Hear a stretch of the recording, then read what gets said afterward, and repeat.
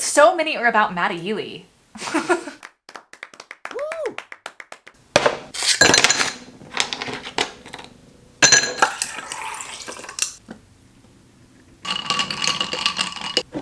Today is the day the Tortured Poets Department album comes out. That is really a mouthful. I'm gonna go ahead and be on Pacific time. Okay? That means the album comes out at 9 p.m., which is honestly the best thing about living on Pacific time. 9 p.m. releases. I'm thinking we'll do a few activities that are kind of Taylor Swift coded. I have a few things kind of knocking around up here that we're gonna do today leading up to that 9 p.m. time slot. All of these songs I'm pretty sure are gonna be like very moody and sad. None of these are glitter gel pen songs. If you're a Swiftie, you know what that means. If you literally don't know what I'm talking about, that's okay. All of these songs are gonna be depressing. That's the energy we're getting. We're kind of doing sad. We're kind of doing tortured, which happens to be my favorite kind of music. I will listen to an upbeat bop, but what really gets my soul, sad girls being sad, writing sad music, okay? That's my favorite kind of music. I think that's what we're getting with this album. The first activity that we're doing today is very fitting because we are going on my dear friend Brooke Averick's podcast called Obsessed. I'm sure you guys already know this, but it's a podcast where Brooke talks about anything and everything that she's obsessed with. She has guests that come on and talk about things that they're obsessed with. It's just a podcast about obsession. It's fitting for this vlog because I'm sure Taylor Swift is gonna come up at some point because I'm obsessed with her. I'm obsessed with her. I'm going on with Channing. We're doing kind of like a group episode, me, Brooke, Channing. We need to shower and then I need to figure out what I'm gonna wear.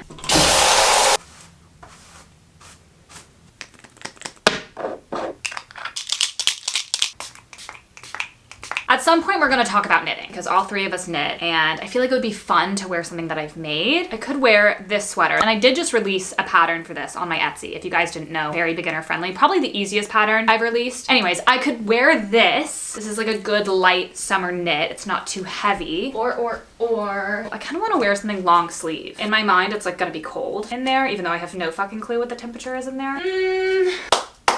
Ooh, I do have makeup on this top. Can you guys see that? I don't know if that's been there or if I just did that. I don't know why I'm putting this on by pulling it over. I'm gonna get makeup on this one too if I do that. I still just pulled it over, so I probably got makeup on it. I do love this top, but I think I'm gonna say no to this. This is feeling like just like a lot. I'm just not liking the vibe. It is so amazing how I buy clothes and then I just have none. Of course, you know I unbuttoned the top all the way now that I'm taking it off. I wore this to the launch of Brooke's podcast, this 1975 shirt that I made for one of their concerts because Brooke loves the 1975. So I was like, oh, let me wear something on theme with what Brooke is obsessed with. I'm thinking this or this. And if you can hear the construction, that is gonna go ahead and be all the workmen fixing whatever pipes they're fixing underneath and around our house. Don't mind that. So we are moving forward with the knit piece because Brooke texted both of us and said, feel free to wear something that you've knit. And so I am gonna go ahead and feel free to wear something that I've knit. I do wear this outfit anywhere from 1 to 3 times a week. That's good and gorgeous. Brooke already picked Channing up and she's on her way to me right now. And then we're gonna head to the studio, y'all. We're gonna head to the Obsessed studio. Hey y'all, we are on the set. I'm sorry, I'm eating a bite of my Luna bar. That's okay, you don't need to apologize. Brooke has so generously decided to let me display some of my wedges. So we're gonna kind of swan dive into that in today's episode a little bit. Just a tiny Just bit. a little smidge. The south of the border, the OGs, the birthday. Hello all, I'm so excited to have you here at Obsessed. This is the studio where we record Obsessed and you'll be able to see Obsessed at the link in our bio. I don't know what's gonna come out first, this vlog or the podcast. I'll link the podcast below if it's out, or if it's not already out, expect it to come out. The podcast was good. You know, I did kind of get a little bit nervous, all right, with a lot of cameras pointed at me. I do tend to get a little bit nervous. And I am feeling a little exhausted. I'm thinking what I wanna do this afternoon. I might go to the Grove and buy a book. I feel like that's something like Taylor Swift would promote. There is a pop-up right now that Spotify did for this album release. I don't know if it's still there or if they took it down today. I have no clue, but if it's still there, we're gonna walk by that. Also, the Grove is where Taylor did her Eras Tour premiere. So I feel like we need to go to the Grove and we'll go to the bookstore and pick out a book that is either like a romance book or maybe something that Taylor herself has read before, recommended. I'm not buying a book of poetry. Unfortunately, I think I'm just gonna buy a book, maybe a romance book. Even though I feel like this album is definitely gonna be about like the ending of a romance. I have to be so honest and say that I did not leave as soon as I said I was going to. I kind of laid around for a second. I am feeling so overtired. At TMG Studios, of course, you know they have drinks and snacks, and I snagged the Celsius before I left, which I've actually never tried a Celsius, okay? I feel like everyone is always drinking them online. I've never tried one. I was like, oh, okay, I'll take that. I feel like people are actually now saying that these aren't good for you. I don't know why, but I've never had one and I want to try one, so I'm gonna try one.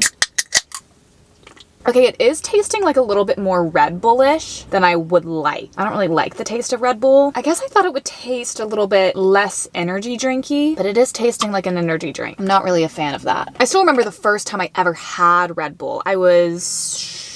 I went to the outdoor theater on Signal Mountain. It's called the Signal Mountain Playhouse. Kids put on children's plays. I went to go see, what's it called? Annie's Got a Gun? Is that what that play's called? That doesn't sound right. That sounds weird. So I was confusing the song Janie's Got a Gun by Aerosmith with the play Annie Get Your Gun, which is just a common mistake that everyone makes all the time. So my next door neighbor brought us Red Bull. I don't know why. We were still pretty young. I don't even know where she got them. Maybe it was just kind of like a fun thing. Like she was like, ooh, I got us Red Bull. I don't know. I had never even heard of it up until that point. As soon as I sipped it, I decided I don't like the taste of this, and I just never have. I'm getting notes of Red Bull, okay? I'm getting notes of Red Bull, she says as she takes another sip. I also posted on Instagram asking people to send me books that they thought were Taylor Swift coded, or books that Taylor Swift liked, or books that mentioned Taylor Swift, whatever. Just like anything to do with Taylor Swift. People were sending me some good things, so I think after I pick up my book and show you guys what I got, then I'll read you guys some of the things that people sent in. Obviously, it's something that you could Google. I was also looking it up too, but it is fun to see things that people recommend that are not the things that come up when you Google it. Like it's almost like their personal thoughts. They're like, oh, this book really reminds me of this song, and it's not something that pops up on Google. So I think that might be kind of fun to read some of y'all's responses. I also have to go feed Sarah and Sydney's cats, which is very Taylor Swift coded because Taylor Swift loves cats.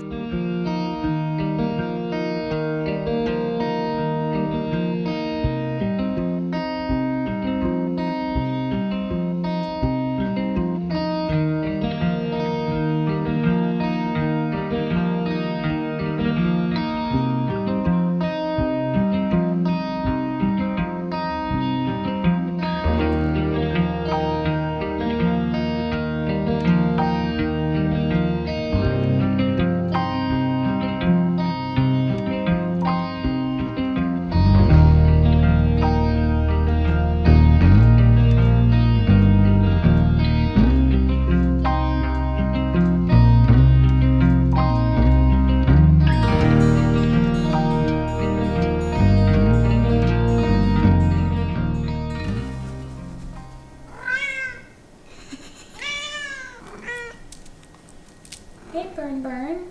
Wanna come? Come here, bug. Yeah. Immediately upon getting to the Grove, I saw the line for the Spotify installation that they're doing, and the line was wrapped around the block. So crazy. And I think all you get is you get to like go up and take photos, and you can like see all the Easter eggs, and then I think you get like a free bookmark. It was a really long line, which I guess I expected. And they were also playing Taylor Swift music at the Grove, like on the speakers. So that was really fun. When I walked in, I was like, oh my God, they're playing Taylor Swift. And I thought it was a coincidence. And then I realized like they were playing more songs like as I was walking. And then when I came out of Barnes, more Taylor Swift. Anyways, we have about hour 15 until this album comes out. Time just like really got away from me this week, and I am really excited, but it just like came up on me so fast. I don't even feel like I've had any time. It's here in basically an hour. I don't even feel prepped for it. I feel like with Midnights, I was like really chomping at the bit. Like I was like, where is it? Where is it? Where is it? Where is it? Now I'm just like, honestly, give me more time. I purchased The Summer of Broken Rules by K.L. Walther. I really was like going back and forth on what I wanted to buy, and I don't really know why I landed on this one. This is the one that spoke to me in the moment, and I just bought it. This book is about a girl named Meredith. Her sister Claire passed away 18 months ago. She goes to her annual family vacation in Martha's Vineyard, and there's also a big summer wedding. She doesn't have a date, and she was also dumped by her boyfriend, I guess probably right before the wedding, so then she doesn't have a date. She's excited to participate in the traditional Fox family game of Assassin that will take place during the week of wedding festivities. Her sister loved the game, and Meredith is determined to honor her legacy. Meredith forms an alliance with a cute groomsman, love interest. They form an alliance in this game, Assassin. Meredith tries to focus on the game and win it for her sister, but she can't help falling for him. As the week progresses, she realizes she's not only at risk of losing the game, but also her heart. That sounds pretty fun. Maybe this will get me excited for summer, because in my last vlog I said that I just was not excited for summer in the slightest. I don't want it to be hot. Like I'm just not ready for it to be hot. I think this has a few Taylor Swift references. I don't know if I'll read this in this video. Thank you to Taylor Swift for giving me an excuse to go buy another book that I'm not going to read immediately. Love you. Thank you so much. The very first response I got was for this book. Right Where You Left Me is for sure based on The Invisible Life of Addie LaRue by V.E. Schwab. I love that book. That is a 5-star book for me. Carrie Soto is is Back by Taylor Jenkins Reid, / it's about tennis, and in the Man music video, they're playing tennis. It's like The Man in two different ways. The Raven Cycle series had so many moments where I'm like, this is Taylor Swift coded. King Lear, Shakespeare, I will never stop talking about the ties to my tears ricochet. Unfortunately, I was just not gonna buy Shakespeare. Anything Ellen Hildebrand, specifically the Hotel Nantucket because of the web it weaves. Normal People always makes me think of 'Tis the Damn Season. Totally. Yes. The Seven Husbands of Evelyn Hugo is so Dorothea coded, hear me out. Yeah, I feel like that's like one thing you see on Swiftie Twitter all the time. People are always like making edits of Taylor Swift in a green dress and like the blonde hair looking like the book cover. If I were to pick the book that Swifties talk about the most, it's probably that one. Every Summer After Us, Invisible String, and maybe In Another Life is Enchanted. I feel like Every Summer After is a book that someone said was similar to that Christina Lauren book that I read. Daylight is When True Loves, and Illicit Affairs is Normal People. Oh, I'm loving how this girl is giving me like songs into books. That would actually be a really fun thing to see if someone's done, giving a book for each song, and then you could like read a whole album. I bet someone's done that somewhere. That would be really fun. Mirrorball is Seven Husbands, and Mr. Perfectly Fine is Conversations with Friends. Conversations with Friends, as we know, Joe Alwyn did star in the TV adaptation of that book. That's also another way it's related to Taylor. Literally Anything Emily Henry, but duh, K.L. Walther books are also great, especially The Summer of Broken Rules. Damn, yeah.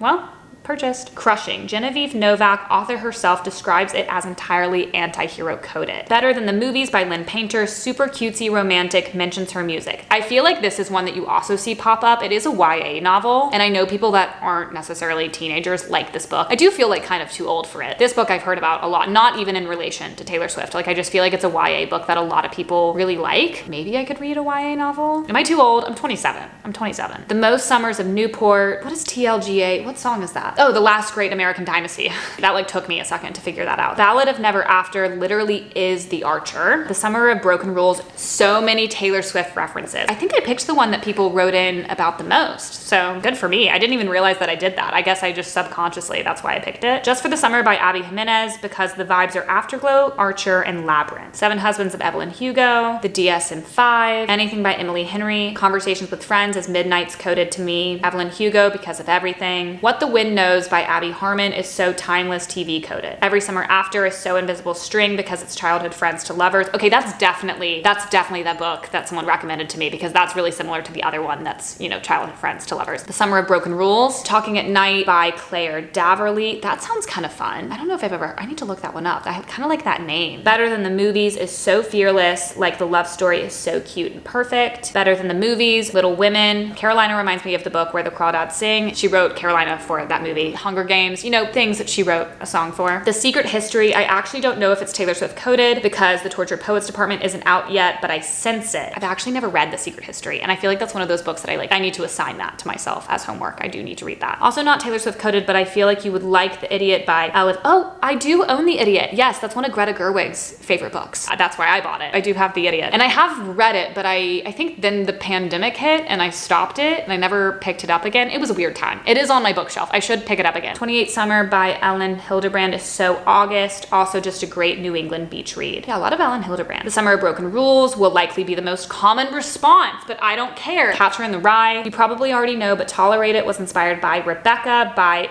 Daphne du Mar. I'm gonna say that wrong. This is another book that I feel like when you Google like books Taylor Swift likes or has read, this is one of the books that comes up is Rebecca. I've talked about Adelaide on this YouTube channel before. I love the book Adelaide by Genevieve Wheeler. I think it's so good.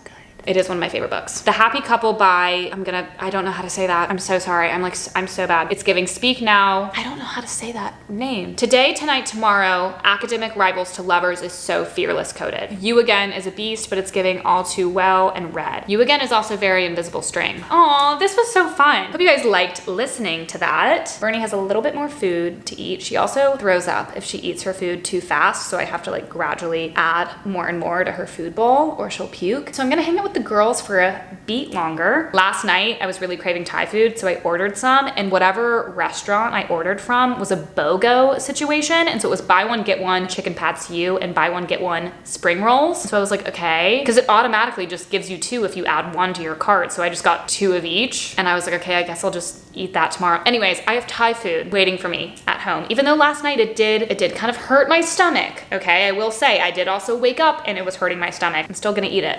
So yeah, I'm still gonna eat it. I don't know what to tell you. Because I also don't have any other food at home, so I have to eat it. There's really no other choice. I'm putting on my folklore cardigan, even though I had a few cardigans to pick from. This is the one I've landed on because this is the OG. I might get overheated in this, but we're just gonna be brave. I did not even have time to eat my chicken pad see ew, so we just ate the spring rolls, kind of scarfed those down. I have some lemonade. Oh my God, we have 1 minute. We have 1 minute. Okay, this is what I'm gonna do. I'm going to listen to the album on my headphones. I'm gonna let this camera run. I'm gonna pull up the lyrics because I like looking at the lyrics as I listen to the music. If I miss something, I like to see it on the screen. So I'm gonna pull up the lyrics that probably will be uploaded immediately. It's 9 p.m. It's 9 p.m. Oh my God. Okay, wait, hold on. Wish me luck, y'all. How do you spell Taylor Swift? I can't even remember.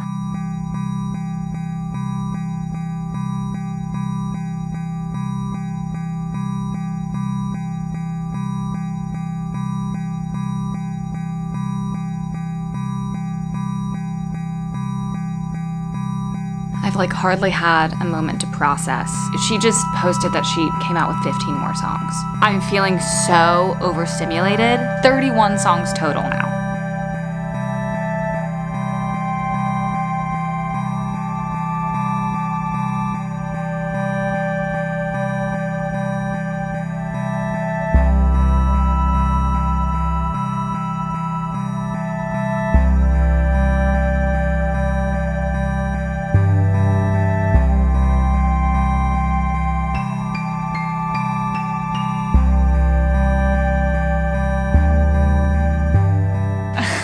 Gotta go to bed. We'll discuss in the morning. I don't know how people on Eastern time are doing this.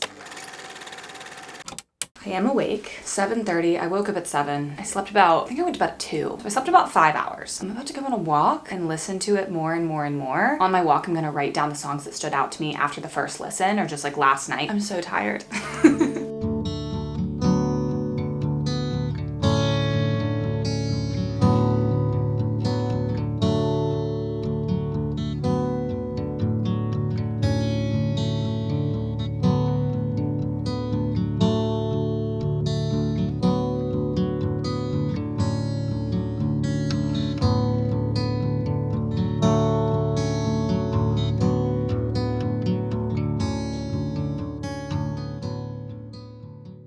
I swear I talk about the album at some point in this video, aka at the end. I just like went straight into my Friday night plans for some reason. So I do talk about the album, I swear. Just let me go to this Taylor Swift night and then you will hear my thoughts. We are going to a Taylor Swift night. You know, one of those nights that they do at a bar where they just like only play Taylor Swift. We're going to that tonight. My friend Virginia from high school invited me. I've never been to one. I've always wanted to go to one. I have a group of girls to go with. I don't know what other girls besides Virginia are going to be there. Maybe some of her friends I've met before, maybe not. Don't really know. But I've always wanted to go to one of these. I don't feel like I ever have like a big enough group of people who would want to go to this kind of thing. So I'm really excited that I'm just like going with complete strangers that are already on board. The venue is called the Vermont. It's like out in like Silver Lake Echo Park area. Virginia said she's been to a Taylor Swift night at this venue before and she said it's like the best of the ones that she's been to. So I guess she's been to a few in Los Angeles. I know they're gonna play songs from other albums, obviously, because it's a bar. Like they need to play like a lot of upbeat songs, and this album does not have so many upbeat songs. So it'll be interesting to see kind of the playlist that they put together. So yeah, I'm wearing my shirt that I wore to the Eras tour one night. I smoked weed with Taylor Swift. Not true, but I'm going to wear it anyways. I'm wearing my midnight socks that Patrick got me. I don't know, I don't feel like my outfit is like too great, but I don't know what else to wear. I feel like some girls are gonna have Tortured Poets Society specific shirts. I saw on Twitter like some girls were already like making shirts for the album. I'm not there yet, okay? I've been very tired all day. I was hoping I would nap at some point. I don't really like napping unless I just like accidentally fall asleep. I never intentionally do a nap. Like if it happens, it happens. Anyway, so I didn't nap. Alani sent me some of these and so I was like, if there's any time to try it, it would be right now because I'm not drinking and I am very tired because I got 5 hours of sleep last night. And so I was like, okay, let's crack one of these open. And it's actually a really good flavor because I had a Celsius yesterday and I felt like that tasted too Red Bull-y, and this does not taste like Red Bull. Like this doesn't even taste like an energy drink. This is the cherry slush flavor and it's like a half can. It tastes like a melted shaved ice. You know what I mean? Okay, I do need to get my shit together because I am running quite late and we do have to still go feed Bernie and Chai, and then I need to drive all the way across town. I am going to be late.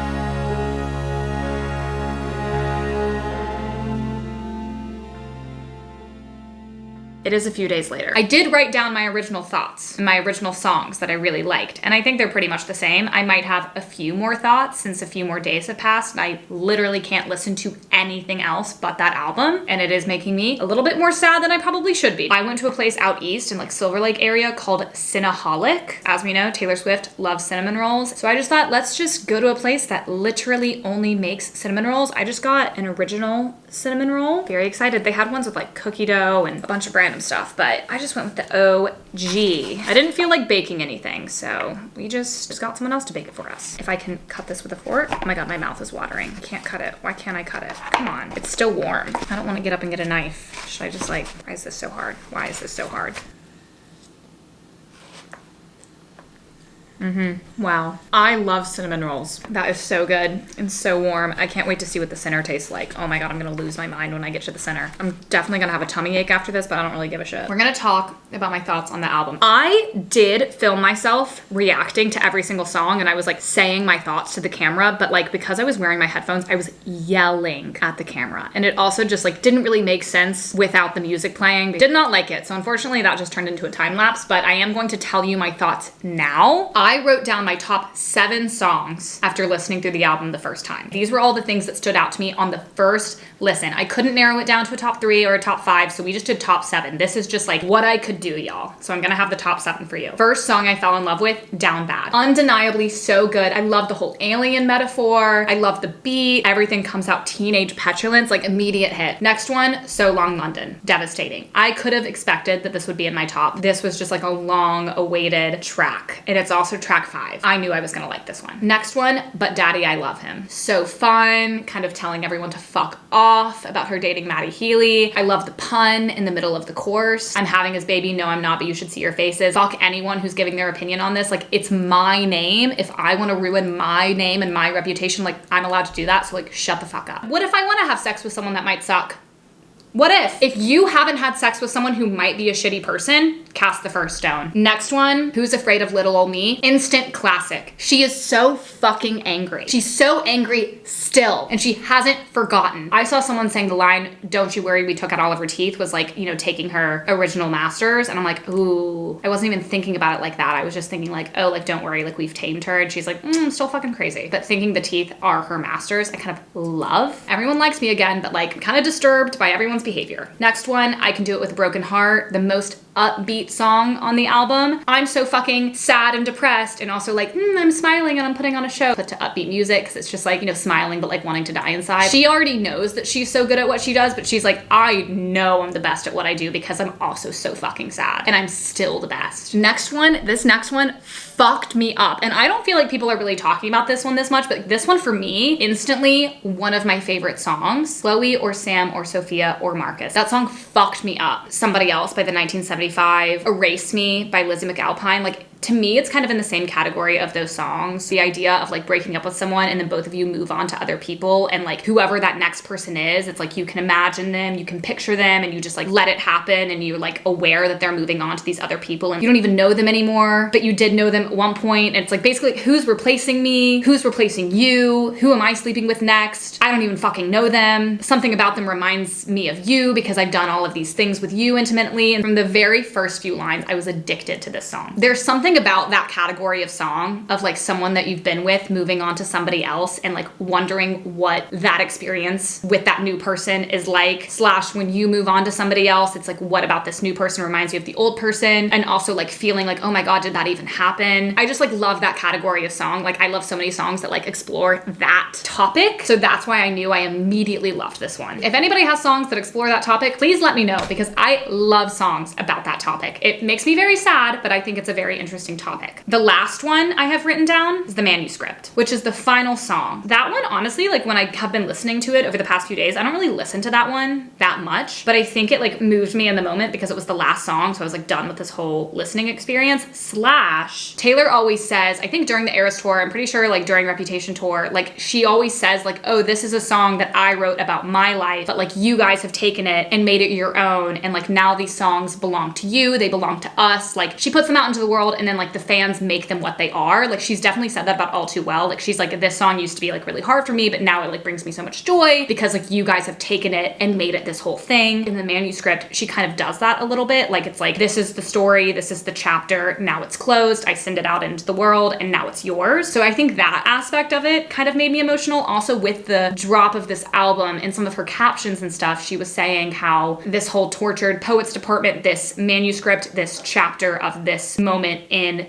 the author's life. She wrote it, she put it out, it's closed. I mean, that goes along with what I was just saying, but I don't know. I just think there's something kind of moving about it, how like this album covers such an interesting time in Taylor's life, like with being on tour, with being back in popular favor, ending a 6-year relationship with Joe. A lot of these songs are about Maddie Healy's. She's dating someone new. Like, I just feel like so much has happened since Midnights that like it's covering so much territory. It'll be interesting to see what her next album is like. I'm sure she'll revisit some of the topics, but it almost has this energy of like, we're not talking about this again. Or not that we're not talking about it again, but like, I don't know. There's some sort of finality to this time in her life that like makes me kind of upset. Is that making sense? It's the final song. She's sending it out into the world. Now and then she rereads the manuscript. I don't know. I think there's something interesting about being like, I revisit this manuscript every now and then, but like that chapter is already written. And like at some point you do have to close that chapter. I can go back there and I can revisit it and I can like feel nostalgic, but at the end of the day, like that chapter is written and that chapter is closed, and like I can't live within that manuscript anymore. I do need to recognize that that time in my life is over. And she ends it with, but the story isn't mine anymore. And I just feel like that's her being like, here it is. Like I'm giving this whole anthology to the fans. Like it's not mine. Do with it what you will. For a while, I never really understood why she did that with her music, because it's like, okay, we know this is about your life. So you can say like, it's yours now. It's not about me. And it's like, well, we know it's about you. The point of music is like, you can take it and like, you can do with it what you will, and you can apply it to your life or like find comfort in it. You can cry about it, like whatever. Like her music is so interesting because it's so personal to her and so specific to her life, but at the same time, it's like so personal to each individual person. And I'm obviously completely biased because she's like my favorite artist in the entire world. But it's so interesting how she can do that with her music. So those were all the songs that I wrote down after the first listen. I actually do need to take another bite of this before I talk more about the album. Songs I'm obsessed with that I didn't write down on that list, meaning that they didn't stand out to me on first listen, and now like they're one of the ones that I'm like immediately putting on. How did it end? I don't know how that didn't stand out to me on the first listen. Like that is one of the most devastating songs she has ever written. And also Chloe or Sam or Sophia or Marcus right after that, How Did It End, is like so fucked up. That might be the saddest 2-song run in her entire discography, because I was looking and I think that might be the saddest combination she has ever put on an album. I Look in People's Windows. I love I Look in People's Windows. I think it is so good. The Prophecy, love The Prophecy. Guilty of Sin, so fucking catchy. The Albatross, so high school. So high school has like an interesting like nostalgia sound to it. I don't even know. It sounds like a song I have like heard in a past life. I love how she put The Prophecy next to Cassandra. I like Peter. I like The Bolter. Like, I mean, I like all of these songs. I'm not gonna go through and talk about every single one, okay? I just wanted to kind of tell you guys like my first thoughts. I do love the whole album. Do need to figure out what the hell she is saying in Robin. Not a clue. I need a glass of milk or something. I know a lot of people are like really not loving 31 songs, and I totally understand. The thing is, I'm such a big fan that I'm like, thank you for giving me 31 songs. I also do recognize like that is so many songs to give the world all at once. I don't really know why she did that. I think it's, you know, maybe kind of like a numbers thing. Like, oh, she wants like the top 31 spots on the top 100, maybe like break some record that hasn't been broke before. Maybe it's that, as we do know Taylor Swift loves record breaking. So I'm thinking maybe that. And also the whole sentiment of like this chapter in the author's life is over and here it is all at once. Like it goes along kind of with like the marketing of the whole album. And also Taylor Swift writes all the time. She's writing songs all the time. And like to think about a time in her life where she would write the most songs, like it would be now. So many things have happened in the past year and a half that like, of course she's writing 31 fucking songs about it. I really like the album. I don't know where I would rank it amongst all of the other albums. I love Folklore. Folklore and Reputation are my top 2 favorite albums. And like at my core, like I'm a folklore girl. Like I just identify so heavily the songs on that album and the whole vibe and aesthetic aesthetic. Aesthetically, Reputation isn't me. Like, obviously, I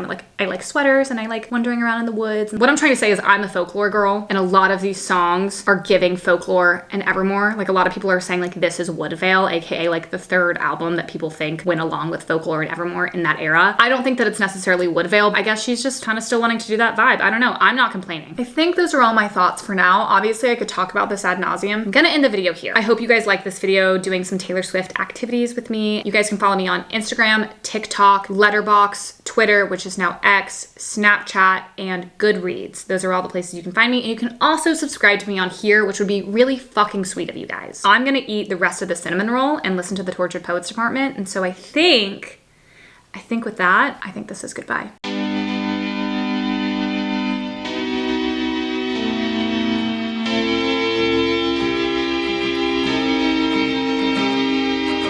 Are there more about Maddie Healy than there are about Joe? Like, maybe.